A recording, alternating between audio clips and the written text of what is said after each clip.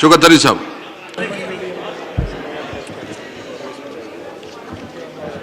Speaker साहब, पहली बात तो मैं IMF से शुरू करूंगा।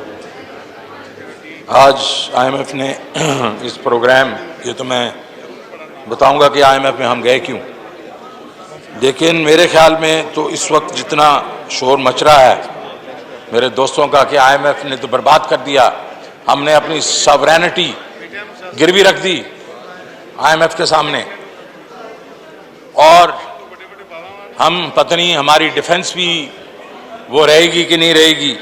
तो इस किस्म की जो बातें हो रही हैं, तो मैं पूछना चाहता हूं, 13 दफा ये दो हुकूमतें इधर उधर बैठी हैं, उन्होंने IMF में गया, 13 दफा उन्होंने सॉवरेनिटी अपनी फॉरफिट की, 13 दफा उन्होंने की।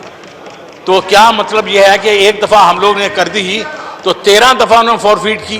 तो मेरा मतलब है कि इस वक्त जो है सब्सटेंटिव डिबेट का वक्त है।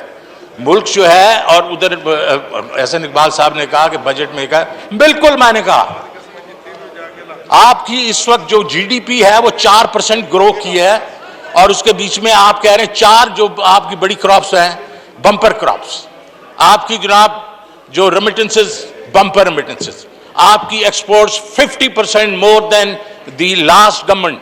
2 बिलियन होती थी, अभी इस वक्त 3 बिलियन हो रही है। आप लार्ज स्केल मैन्युफैक्चरिंग देखें, आप गाड़ियों की बात करें, मेरे भाई ने कहा लोग गाड़ियों से नीचे आ गए, किस पे? मोटरसाइकिलों पे। बम्पर सेल्स मोटर गाड़ियों की, 60% growth in the sale of cars. ये तो उल्टी साइड गंगा बह गई है। क्या हुआ मेरे भाई? जरा नंबर तो देख लिया करो यार, अखबार में आ जाते हैं ये नंबर। तो मैं सिर्फ कहना ये चाह रहा हूं कि IMF ना करें, हम जरा चलते हैं कि हुआ क्या।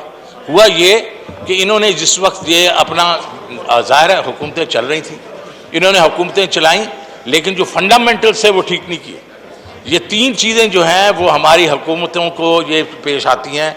एक हमारा जो इंपोर्ट एक्सपोर्ट का गैप है, एक्सपोर्ट्स जो बढ़ती नहीं है, दूसरा हमारा जो है सेविंग्स का गैप है, और तीसरा प्रोडक्टिविटी का गैप है। तो ये तीनों चीज़ें जब नहीं होती तो सस्टेनेबल ग्रोथ नहीं होती। आपको फिर जो लोन्स लेके आपको ग्रोथ करनी पड़ती है, वो 4% से ऊपर जैसे आप जाते हैं तो आप एकदम आपका प्रॉब्लम आ जाता है। तो हमारे पास क्या था? 19 अरब डॉलर के करंट अकाउंट, 12 बिलियन डॉलर का आपका वो जो है कर्जे देने थे, 30 अरब रुपया देना था, 32 अरब रुपया। प्राइम मिनिस्टर गए अपने दोस्तों के पास, 32 अरब नहीं थे, so they had to go to the IMF।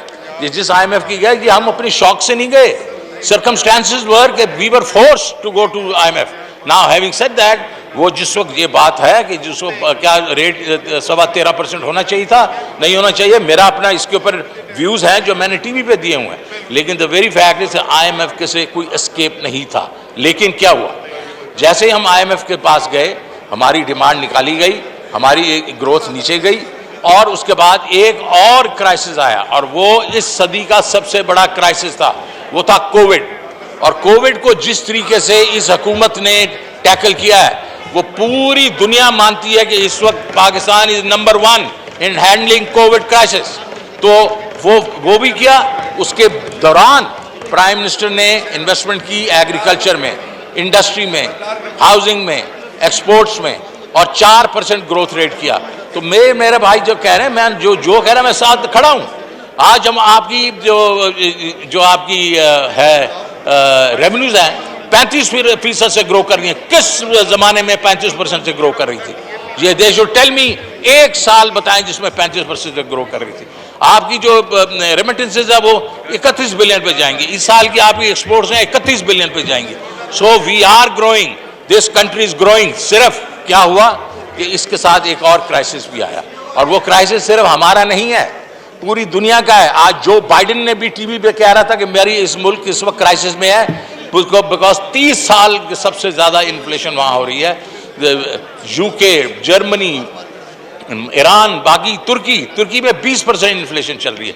ये क्योंकि कमोडिटी प्राइसेस ऊपर गई हैं, और वो जो है हम इंपोर्ट करते हैं। फिर एक कल मेरे बुजुर्ग ने कहा यहाँ से कि ये तो यार नेट इंपोर्टर बन गए हम फूड के, हम तो एक्सपोर्टर हुआ करते थे। तो जरा देखे ना पिछले 5-7 साल क्या हुआ।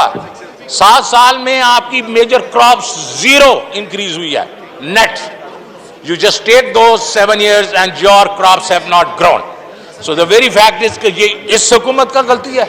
इस हुकूमत ने क्या 5 क्रॉप्स देखें आप, इस साल में बम्पर क्रॉप्स हैं, the highest production in all those 5 crops. So that is what this government is doing.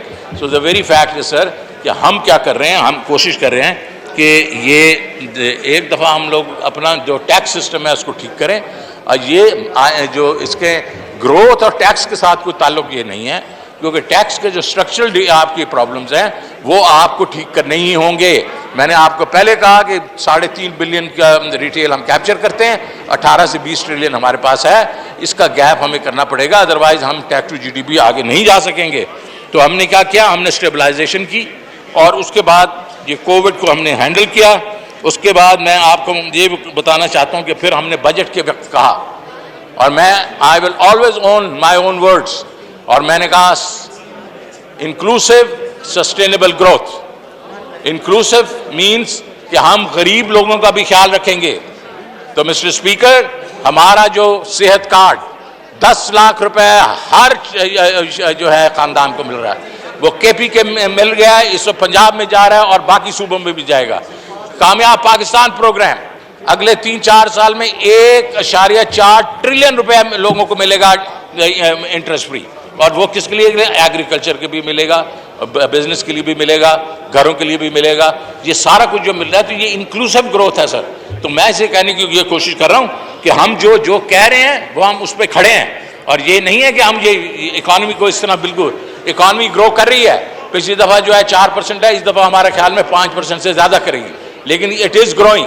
So I have to say कि ये इस वक्त जो वावेला है वो इसलिए है कि जैसे ही ये इंटरनेशनल प्राइसेस नीचे आएंगी, इन्फ्लेशन नीचे आएगी, आपका ट्रेड डेफिसिट नीचे आएगा और ग्रोथ हमारी हो रही होगी, तो फिर तो बड़ा मुश्किल हो जाएगा मेरे ऑपोजिशन वाले भाई बहनों के कि फिर क्या करेंगे, फिर क्या जाके पब्लिक को कहेंगे कि ये क्या नालायक मतलब हुकूमत है जो 5-6% की ग्रोथ दे रही है, और ये सस्टेनेबल ग्रोथ दे रही है, और सबको इंक्लूसिव ग्रोथ दे रही है. तो ये मेरे ख्याल में इनका प्रॉब्लम है. और ये मैंने जो चीज़ें इन्होंने कही, चंद चीज़ें मैं अभी खुद ही कह रहे हैं, मैंने तो हम लोग तो विड्रॉ कर लिया, बेबी फूड का विड्रॉ कर लिया, लैपटॉप्स उसके ऊपर डिजिटल वाली वो उस पर विड्रॉ कर लिया हमने, वो तो खुद कर लिया विड्रॉ.